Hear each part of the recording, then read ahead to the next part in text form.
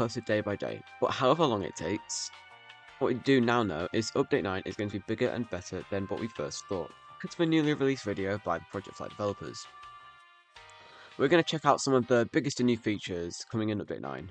Anyway, if you enjoy this video, please consider subscribing and let's get into it. So today we're starting with a kind of new update, which is London City. As I said, it's only a kind of new airport as it was in the game many updates ago. But now it's coming back and it looks really good. Ignore what's in the background because we're going to that in a few minutes. We're also getting some other new airports in the UK, following the UK Island revamp. These are Cardiff Airport, Bembridge Airport, Land's End Airport, and Bolt's Head Field. I don't think anyone's heard of these, but they look cool, so, you know, it's what it is. These all look great, but you know what? None of them look like Leeds Bradford, so I'm afraid I'm going to have to move on. Now this one's cool. We'll also have a closer look at the newly remodeled A320. These ones are more realistic because of the new bolts, or whatever the developers said. Check out the video. We also have a more in-depth look at the UI revamp. It looks so much more modern and sleek, as well as being able to select your gates in a fancy way. You also get to see if like ATC is online at like whatever airport you choose, which is pretty cool.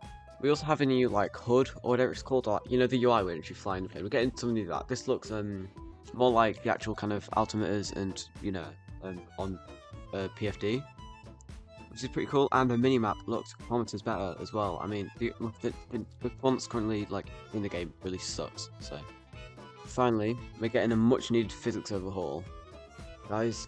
I think we're going to have a physics system where flaps and spoilers are actually going to change the physics and speed of the plane, which is pretty cool. That, you know, isn't a game. People always used to complain about having to do flaps landings, but let's be honest with ourselves, it didn't make a difference, did it? But yeah, this is pretty cool, and you get new stalls as well, because the stalls look way more realistic. You can just like fall out of the sky, like, you know when you're in like a spin. But you know, it's better than we have now, which is amazing because it looked great.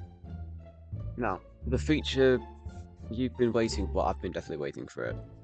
It's a newly modelled London scenery. This looks kind of insane for a game in Roblox, and it looks even better than X-Plane scenery.